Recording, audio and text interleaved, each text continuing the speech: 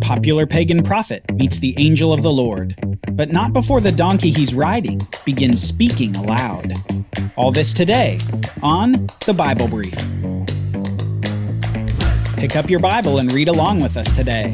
Learning happens better with a Bible in your hand.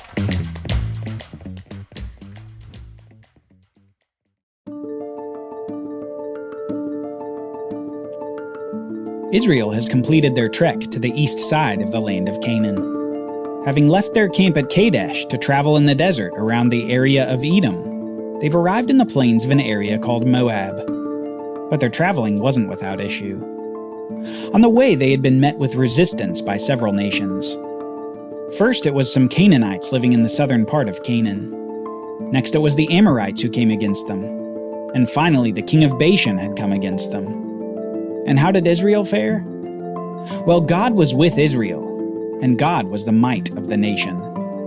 In each case, God gave a resounding victory to his people, and in each case, they were able to devastate their enemies to the point of essentially conquering them. Fighting without God is a fool's errand, but fighting alongside the presence of God will give victory every time.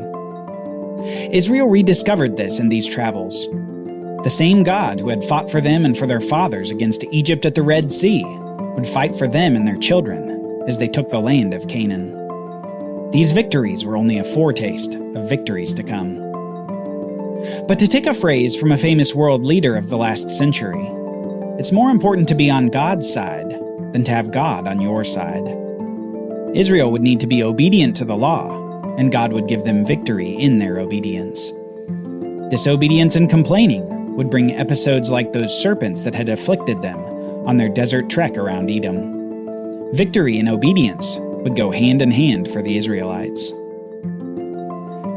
As Israel is here on the border of Canaan, in the plains of Moab, there's a significant shift that occurs in the narrative of the Bible. Since the book of Exodus began, the perspective of the narrative has largely followed Moses and the people of Israel, from their slavery to Sinai to the wilderness wanderings. But here the perspective shifts away from Israel. Instead, the narrative looks upon some of the enemies of Israel, enemies from the land in which Israel is encamped, enemies seeking to curse this populous and victorious nation. Enemy number one is called Balak, the king of Moab, and enemy number two is called Balaam, the pagan prophet for hire. Let's begin reading, starting in Numbers chapter 22, verse 2. Balak, the king of Moab, saw all that Israel had done to the Amorites in battle. And the country of Moab was in great dread of the people, because they were many. Moab was overcome with fear of the people of Israel. And Moab said to the elders of Midian, "This horde will now lick up all that is around us, as the ox licks up the grass of the field." Balak, the king of Moab, has seen all that Israel did to the Amorites in battle. Those Amorites had defeated Moab previously, and now Israel had defeated the Amorites. You can imagine the fear and trepidation of these people in Moab. The Amorites, the enemy who had conquered them, was replaced by an even stronger rival in the nation of Israel. So Balak the king begins to panic and plot, and his plotting soon leads him into an alliance. Moab and the nation of Midian decide to ally themselves against this nation dwelling in the plains of Moab. Now, presumably Balak, the king of Moab, understands that he can't defeat Israel with the forces of Moab and Midian. Israel is just too strong and too numerous for them to stand a chance.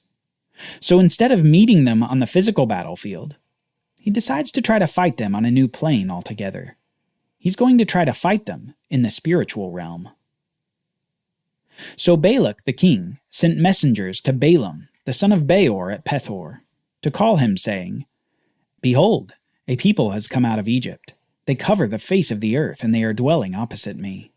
Come now, curse this people for me, since they are too mighty for me. Perhaps I shall be able to defeat them and drive them from the land. For I know that he whom you bless is blessed, and he whom you curse is cursed." Okay, so Balak the king of Moab decides to send messengers to a man named Balaam. Balaam is a pagan prophet of sorts that was probably similar to fortune tellers and card readers of our own day. He might have tried to read patterns of bird behavior to read the future, or do special animal sacrifice rituals to appease the many false gods of the day. In any case, he was not an honorable prophet like Moses. He was a pagan prophet promoting false gods and false worship. And yet he did have a reputation. Balak has his messengers say to Balaam that, "I know that he whom you bless is blessed, and he whom you curse is cursed." Balaam, at least to others, appeared to have the power to bless and to curse. But establishing his reputation isn't the only purpose of this statement. It's also set up as a contrast between this pagan prophet Balaam and God himself. Remember, way back in Genesis 12, God had said this to Abraham when he called him from Ur to the land of Canaan. He said, "I will bless those who bless you, and him who dishonors you I will curse." As readers, then, we're supposed to see this reputation of Balaam set up against the statements of God. Does Balaam truly have the power to bless and to curse? Or is the power to bless and curse found in God alone? If Balaam has that power, will he indeed curse Israel like Balak wants him to? These questions hang over the narrative. Let's keep reading. So the elders of Moab and the elders of Midian departed with the fees for divination in their hand. And they came to Balaam and gave him Balak's message. And Balaam said to them, "Lodge here tonight, and I will bring back word to you, as the Lord speaks to me." So the princes of Moab stayed with Balaam. And God came to Balaam and said, "Who are these men with you?" And Balaam said to God, "Balak, the king of Moab, has sent to me, saying, 'Behold, a people has come out of Egypt, and it covers the face of the earth. Now come, curse them for me. Perhaps I shall be able to fight against them and drive them out.' God said to Balaam, 'You shall not go with them. You shall not curse the people, for they are blessed.' So Balaam rose in the morning and said to the princes of Balak, 'Go to your own land, for the Lord has refused to let me go with you.' So the princes of Moab rose and went to Balak and said, 'Balaam refuses to come with us.' Balak sends his messengers to Balaam, and oddly enough, upon their request, Balaam waits for a response from Yahweh. And when God gives his response, it's clear. You shall not go. You shall not curse. Israel is blessed. Balaam may have wanted to go, especially to earn those fees for divination that Balak's messengers had brought. But God wouldn't allow it. So despite his desires, God's response to this first attempt is no. But that's not the end of the story. Once again, Balak sent princes, more in number and more honorable than these. And they came to Balaam and said to him, "Thus says Balak, let nothing hinder you from coming to me, for I will surely do you great honor. Whatever you say to me I will do. Come, curse this people for me." But Balaam answered and said to the servants of Balak, "Though Balak were to give me his house full of silver and gold, I could not go beyond the command of the Lord my God to do less or more. So you too, please stay here tonight, that I may know what more the Lord will say to me." And God came to Balaam that night and said to him, "If the men have come to call you, rise, go with them, but only do what I tell you." So Balaam rose in the morning and saddled his donkey and went with the princes of Moab. You can tell in the narrative that Balak really wants Balaam to come to Moab, and Balaam himself really wants to go. Balak, after all, had sent princes and an honorable entourage, and while Balaam seems to reject their second attempt, we can tell he really wants to go, because he invites them to stay the night again to see if God will say more to him. Oddly enough, God's second response to this request for Balaam to go to Moab is to allow him to go. But Yahweh has a strict stipulation for this pagan prophet. He says, "Only do what I tell you." So Balaam saddles up his donkey and heads to Moab.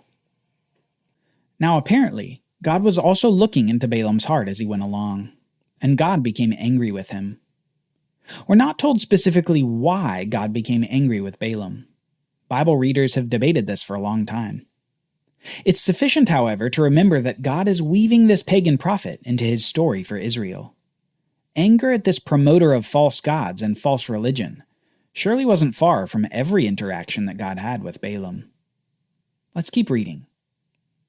But God's anger was kindled as he went, and the angel of the Lord took his stand in the way as his adversary. Now Balaam was riding on the donkey, and his 2 servants were with him. And the donkey saw the angel of the Lord standing in the road, with a drawn sword in his hand. And the donkey turned aside out of the road and went into the field. And Balaam struck the donkey to turn her into the road. Then the angel of the Lord stood in a narrow path between the vineyards, with a wall on either side. And when the donkey saw the angel of the Lord, she pushed against the wall and pressed Balaam's foot against the wall. So he struck her again. Then the angel of the Lord went ahead and stood in a narrow place, where there was no way to turn either to the right or to the left. When the donkey saw the angel of the Lord, she lay down under Balaam. And Balaam's anger was kindled, and he struck the donkey with his staff. The angel of Yahweh stands before Balaam as his adversary. But Balaam is none the wiser. He has no idea. He's more blind than his own donkey.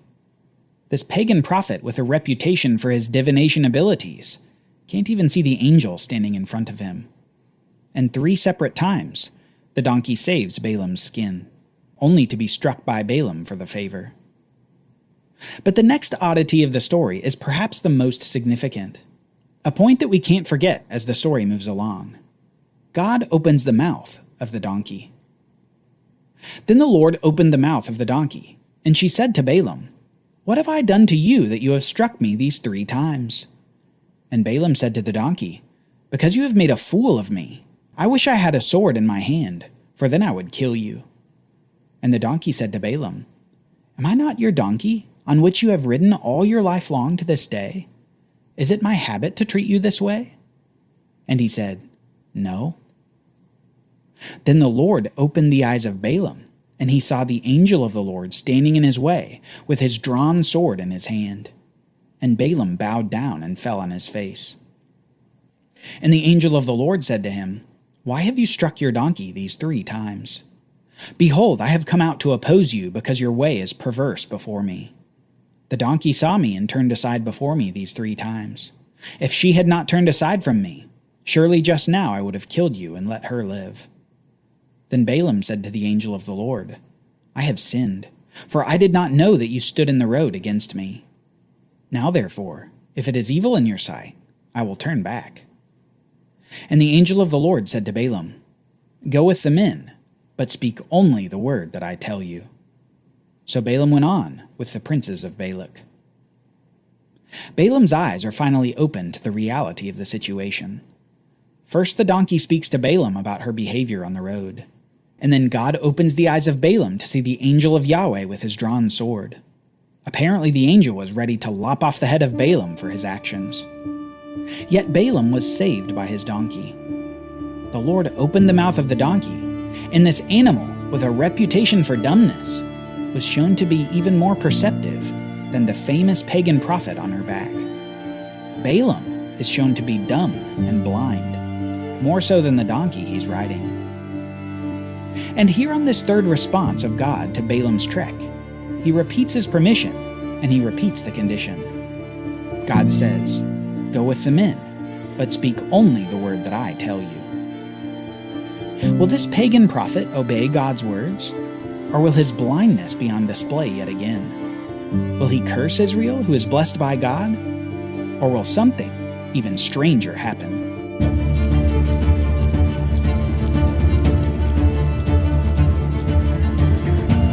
Join us next time as Balak tries to get Balaam to speak against Israel. He tries 3 times, and he gets more than he bargained for. The Bible Brief is brought to you by the Bible Literacy Foundation, dedicated to helping people like you learn the Bible.